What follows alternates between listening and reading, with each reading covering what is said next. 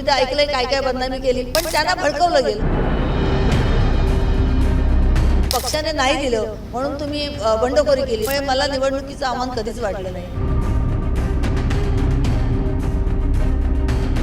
भूमिका घेतली, त्यांच्याबरोबर होते, त्यातले कित्येक लोक परत आले आणि अजूनही येत आहेत. त्यांचं रक्त शिवसेनेचं आहे. हे इतके वर्ष सळसळते, शिवसेनेसाठी रात्रंदिवस त्यांनी काम केले. ते तिथे राहून माशाची जशी पाण्याशिवाय तडफड होते ना तशी त्यांची तडफड होते. पण आता करायचं काय? पण आज उलट झाले. जनता आजही आमच्याबरोबर आहे, आम्ही त्याचे साक्षीदार आहोत. हे सरकार आलं आणि ह्यांनी फक्त फीत कापायचं काम केले. Brought to you by Global St. Angelo's Venture Funding.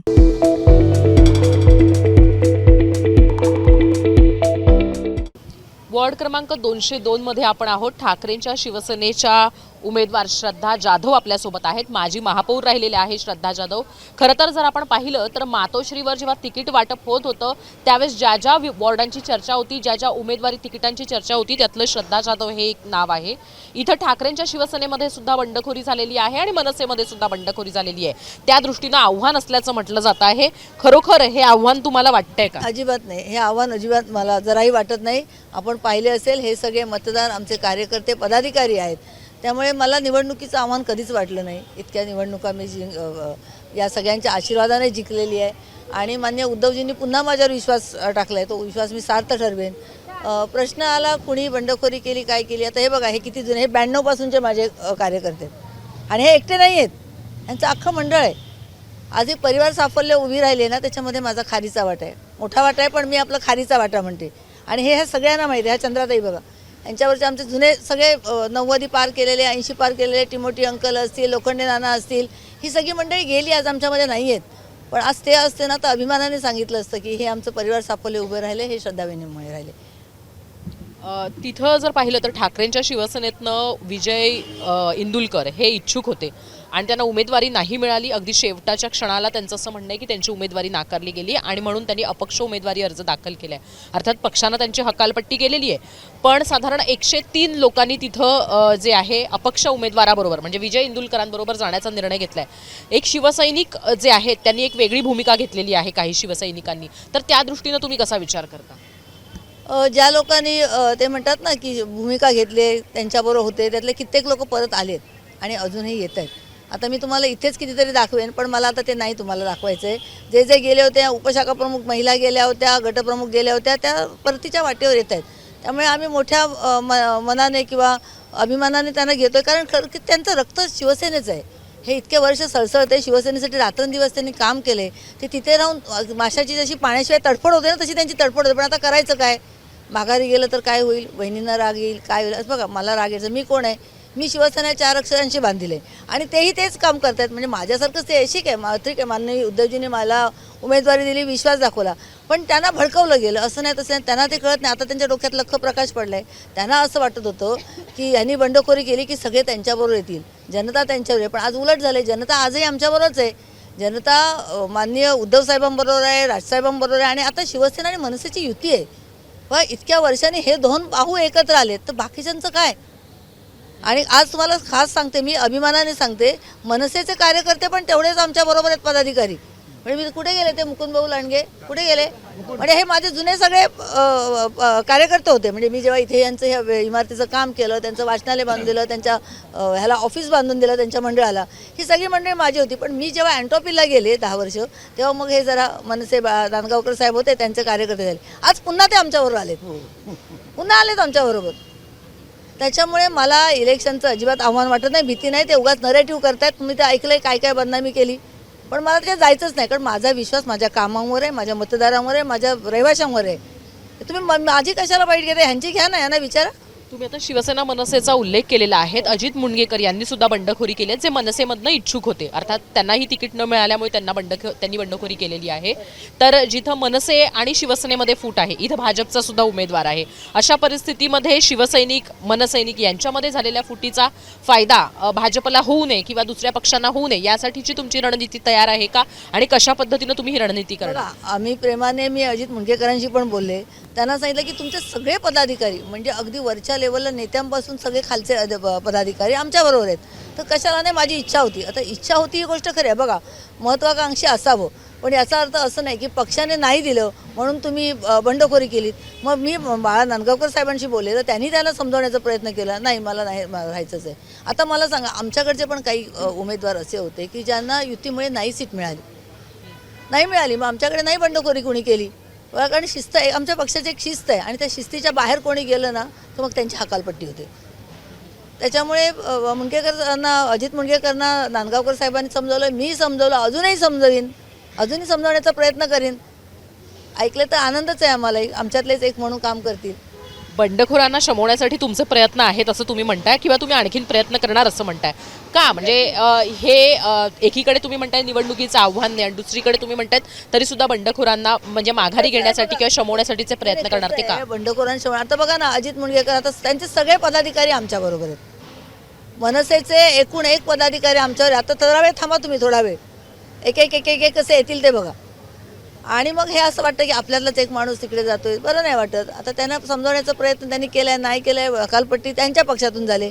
आता त्यातून पण काहीतरी त्यांना समजावतील, त्यामुळे ऐकलं तर ठीक आहे, नाहीतर मग आम्ही लढाई लढतोच आहे. सगळे हे लोक आमच्याबरोबर आहेत ना, हे सगळे पदाधिकारी आहेत इथल्या विभाग, ह्या बिल्डिंगमधला एक रहिवासी हे आमच्याबरोबर आहेत. मी तुम्हाला सांगत नाही, ज्या बंडखोरांनी मतदारांना फोन केले, कमिटीला फोन केले की मी उभा आहे, त्यांनी सांगितलं आम्ही श्रद्धा बेनीवर राहणार, आम्ही पक्षाच्या अधिकृत उमेदवार राहणार, हे त्यांचे शब्द आहेत. त्यामुळे मला काही काळजी करण्याचं कारण नाही. पक्षाचं म्हणजे अधिकृत उमेदवारी असल्याचा तुम्हाला फायदा होईल असं तुमचं म्हणणं आहे? नक्कीच. पक्षाचा अधिकृत उमेदवार म्हणजे काही सोपं आहे का हो? आणि दोन्ही ठाकरे बंधू एकत्र आले आहेत, त्यामुळे अधिकृत उमेदवारांना हा फायदा होतोच होतो. हे मी तुम्हाला सांगायला नको, तुम्ही इतके वर्ष निवडणुका लढलेल्या पाहताय, सगळं आपण त्याचं सर्वे करताय, त्यामुळे मी नव्यानं सांगण्याची गरज नाही. फक्त काय झालं आहे, ते लोकांमध्ये भ्रम निर्माण करण्याचं काम सुरू झाले, लोकांना भडकवण्याचं. आता तुम्ही मी सांगण्यापेक्षा तुम्ही रहिवाशांना विचारा, मतदारांना विचारा की बाबा काय मत आहे, तुमचं मत काय आहे, तुमचं मत कुणाला आहे. आजही मी एका ठिकाणी गेले होते झोपडपट्टीमध्ये, सगळे तेच ना, आम्ही इतक्या अशा मशालच देतो, आम्ही तुम्हालाच बहिणी मतदान करतो कारण तुम्ही आमची कामं केलीत. हे मी सांगायला नको. चाळीमध्ये आज मी फिरले तर तिथे सुद्धा सगळ्या महिलांनी सांगितले आम्ही तुम्हालाच मतदान करणार. त्यामुळे मला निवडणुकीची अजिबात भीती वाटत नाही. निवडणूक होऊ द्या, आम्ही पण प्रयत्न करायला पाहिजे. याचं असं नाही मतदार माझ्यावर आहेत म्हणून मी ओव्हर कॉन्फिडन्समध्ये राहून चालणार नाही. मतदारांवर तो विश्वास आहे, ते प्रेम कायमपर्यंत त्यांचं राहायला पाहिजे, म्हणून त्यांच्या बरोबरीनं मी देखील फिरलं पाहिजे. तुम्ही मतदारांचा उल्लेख करतायत. काही दिवसांपूर्वी असंच मतदारांचा रोष पाहायला मिळाला. वाटलेल्या साड्या जाळण्याचा प्रकार घडला होता याच मतदारसंघामध्ये. तर मग अशा पद्धतीचा रोष असलेल्या नागरिक हे सुद्धा मतदारच आहेत, त्यांना तुमच्या बाजूने वळवण्यासाठी तुम्ही कसे प्रयत्न करताय? त्यांची नाराजी दूर झाली आहे, नाराजी दूर करणार आहात? नाराजी दूर करण्याचा प्रयत्न आपण करतोच ना, सगळेच करतात. म्हणजे मी एक नाही, प्रत्येक पक्ष. आता तुम्ही बघितलं काय निवडणुकीचं वातावरण चाललेलं आहे सध्या. प्रत्येक जण आणि प्रत्येक उमेदवार आपापल्या परीने नाराजी दूर करण्याचा प्रयत्न करतात, तसा तो आम्हीही करणार. आणि जे काही नागरिक आमच्या बरोबर आहेत, जे काही मतदार आहेत, त्यांना घेऊन आम्ही इलेक्शन लढणार आणि जिंकणार. पवन जाधव यांना तुम्ही उमेदवारी मिळावी यासाठीचे प्रयत्न केले होते, त्यांना उमेदवारी मिळाली नाही असे तुमचा कार्यकर्ता म्हणून तुमच्याबरोबर प्रचारामध्ये फिरताय. तर जेव्हा आपल्या घरात आपल्याला म्हणजे आपल्या पुढच्या पिढीला आपण ही लिगसी देण्याचा प्रयत्न करत होतात तर ते शक्य झालं नाही. तर का ते शक्य झालं नाही किंवा होऊ शकलं नाही? ज्या पद्धतीचं आत्ताचं चॅलेंज आहे त्यामुळे, की मग आज राजकारणाची गरज आहे म्हणून? नाही, अजिबात नाही. चॅलेंज आहे म्हणून नाही. आमच्या पक्षप्रमुखांनी असं ठरवलं, आमच्या पक्षप्रमुखांनी असं ठरवलं की आता जे काही सिनियर लोकांना साहेब देत आहेत, तर त्यांनी असं सांगितलं की आम्ही ह्यांना देतोय ना, विशाखाताईंना दिली माझी महापौर म्हणून, किशोरीताईंना दिली माझी महापौर म्हणून, तसं श्रद्धाताई नाही द्या. हे साहेबांचे शब्द आहेत. त्यामुळे त्यांनी पुन्हा एकदा माझ्यावर विश्वास ठेवला. ठीक आहे, बघा माझी इच्छा होती माझ्या मुलाला द्यायला पाहिजे, पण साहेबांनी काहीतरी विचार केला असेल ना की महापालिकेत आता पुन्हा आपली सत्ता येणार आहे, तर पुन्हा सिनियर लोकांना देऊया तिथे. माजी महापौर राहिलेले आहेत, एकीकडे काहीच काम केलेलं नाही असं भाजपकडनं आरोप केला जातो आहे की जे काही काम केलेलं आहे ते आम्ही केलेलं आहे, आम्ही परवानग्या आणल्या, आम्ही कशा पद्धतीनं कोर्टापर्यंत गेलो असं स्वतः मुख्यमंत्री सांगत आहेत. अगदी सुप्रीम कोर्टात जाऊन काही परवानग्या मिळवाव्या लागल्या होत्या आणि त्या मिळवलेल्या आहेत. प्रत्येक ठिकाणी आपण कशा पद्धतीनं प्रयत्न केले हे सांगितलं जाते. माजी महापौर म्हणून कशा पद्धतीनं काम या मुंबईमध्ये झालं होतं हे एक सांगाल, आणि त्याचबरोबर माजी महापौर म्हणून ही निवडणूक किती जबाबदारीची वाटते? ते माजी महापौर म्हणून काय किंवा महापौर म्हणून काय किंवा सर्वसामान्य नागरिक म्हणून काय किंवा उमेदवार म्हणून काय, ही निवडणूक महत्त्वाची तर आहेच. पण आपण म्हणाल की माननीय मुख्यमंत्री म्हणतायत की आम्ही कोर्टाच्या परवानग्या आणल्या, पण मी तुम्हाला सांगू का, आता हे दिसते ना अटल सेतू, कोस्टल रोड, ही जे काही कामं आहेत ना, ही शिवसेना म्हणजे आमची सत्तेत असताना महापालिकेत सत्तेत असताना झाले आहेत. इनफॅक्ट राज्यात सुद्धा शिवसेना भाजप तेव्हा युती होती. आणि तुम्हाला मी हेही सांगते, नंतर शिवसेना आणि काँग्रेसची म्हणजे महाविकास आघाडी होती. त्यावेळेला आमचे युवा सेनेचे नेते आणि तेव्हाचे मंत्री माननीय आदित्य साहेबांनी अटल सेतूसाठी सातत्याने बैठका घेतल्यात. आता वरळी शिवडी जो काही आपला हा होतोय नावाशेवा होतो, त्यासाठी पण त्यांनी, कारण आम्ही त्याचे साक्षीदार आहोत. आम्ही उगाच सांगितलं नाही. काय झालं, दुर्दैवानं गद्दारी झाली, बंडखोरी झाली, सरकार पडलं, कोसळलं, हे सरकार आलं आणि ह्यांनी फक्त फीत कापायचं काम केलं. मी साक्षीदार आहे. कोस्टल रोड आहे, ह्या कोस्टल रोडच्या बैठका त्यावेळेला मी महापौर असताना 10 वर्षापूर्वी सुबोध कुमार कमिशनर होते आणि त्यावेळेला महापौर बंगल्याच्या लॉनवरती माननीय उद्धवजी आर्किटेक्ट कमिशनर ह्या सगळ्यांच्या बैठका होत होत्या. हे काय एका बैठकीतून झाले नाही, एका बैठकीतून झालेलं नाही. वेगवेगळे आर्किटेक्ट येत होते, काही त्यातले तज्ज्ञ येत होते आणि त्यांच्याकडून हे कसं होणार, काय होणार हे मलाही माहिती आहे. आज जे आता तुम्हाला महालक्ष्मी मंदिराच्या खाली जो एवढा मोठा गार्डन करणार आहेत ना, जागतिक दर्जाचं, हे सगळे प्लॅन तेव्हा झालेले आहेत. आता एवढ्या सगळ्याला वेळ जातो. आता बघा ना, किती वर्ष झाली मुंबई गोवा हायवे अजून होत नाही आहे ना, कारण स्थानिक नागरिकांच्या काही तशाच अडचणी त्याला म्हणून उशीर झाला आहे. जर आमचं सरकार सत्तेत असतं तर ही जी काही आज उद्घाटनं करतायत, फीत कापतायत, हे आमच्या उद्धव साहेबांनी आणि महाविकास आघाडीच्या नेत्यांनी केलं असतं, मंत्र्यांनी केलं असतं. मी साक्षीदार आहे. माझ्याकडे आता तुम्हाला या फोनमध्ये मी तुम्हाला फोटो दाखवेन. आम्ही अटल सेतूला जेव्हा व्हिजिट करायला गेलो, दर 8-15 दिवसांनी साहेब मिटिंग घेत होते. आदित्य साहेब दर 8-15 दिवसांनी बैठका घेत होते. पुढे काय, कधी सह्याद्रीला घ्यायचे, कधी तिथे घ्यायचे, म्हणजे तिथे त्यांचं जे ऑफिस आहे L&Tचं, तिथे बैठका घेत होत्या की पुढे काय करायचं. म्हणजे इतका कामाचा कुठलाही फॉलोअप झाल्याशिवाय होत नाही. आता बघा हे काम किती दिवस अडकलं आहे. वरळीवरून येणारा जो ह्याला जाणारा शिवडी नावाशेवाला जाणारा विजय किती दिवस अडकला आहे. का तो गतीनं होत नाही आहे? त्याच्यासाठी फॉलोअप लागतो कामाचा. तर या होत्या श्रद्धा जाधव. त्यांचं असं म्हणणं आहे की ही निवडणूक म्हणजे आव्हान नाही आहे, तर विजय नक्की होईल आणि सत्तेमध्ये सुद्धा येतील असा सुद्धा विश्वास त्यांना वाटतोय. कॅमेरामॅन स्वराज दीक्षितसह मी हर्षदा परब, मुंबई तकसाठी.